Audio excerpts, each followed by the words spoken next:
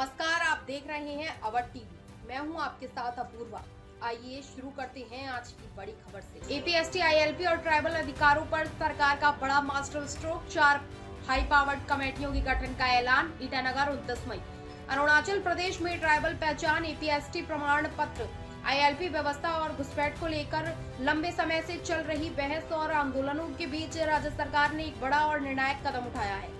मुख्यमंत्री पेमा खांडू ने शुक्रवार को घोषणा की कि इन 4 संवेदनशील मुद्दों की विस्तृत जांच, अध्ययन और समाधान के लिए 4 हाई पावर्ड कमेटियों का गठन किया जाएगा। ये फैसला एसटी बचाओ आंदोलन समिति द्वारा उठाई गई प्रमुख मांगों पर हुई व्यापक चर्चा के बाद सामने आया।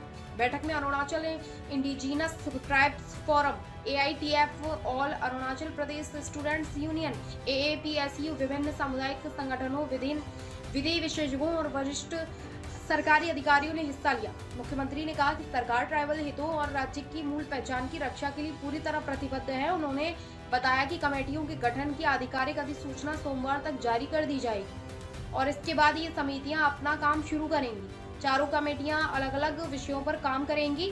पहली कमेटी एपीएसटी प्रमाण पत्रों के पुनः सत्यापन की प्रक्रिया की समीक्षा करेगी ताकि फर्जी या विवादित प्रमाण पत्रों से जुड़े मामलों का समाधान हो सके।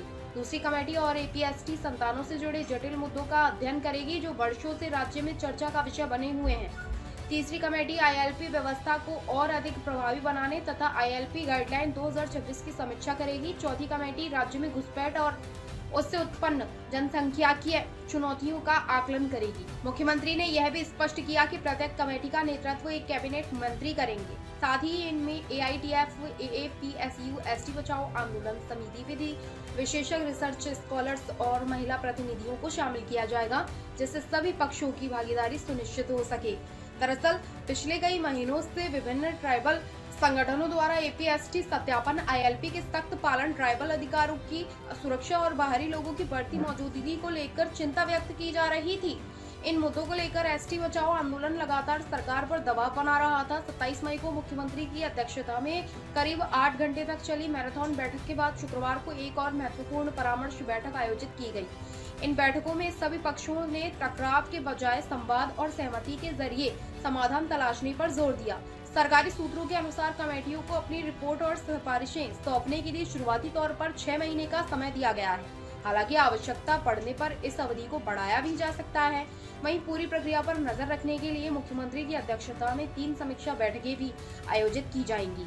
राजनीतिक पर्यवेक्षकों का मानना है कि ट्राइबल पहचान, संवैधानिक अधिकारों, जनसंख्याकीय संतुलन और राज्य की सांस्कृतिक सुरक्षा से जुड़े इन मुद्दों पर सरकार का यह कदम आने वाले समय में अरुणाचल प्रदेश की राजनीति और सामाजिक संरचना पर गहरा प्रभाव डाल सकता है। फिलहाल सभी की नजर सोमवार को होने वाली अगली बैठक की और कमेटियों के आधिकारिक गठन पर टिकी हुई है।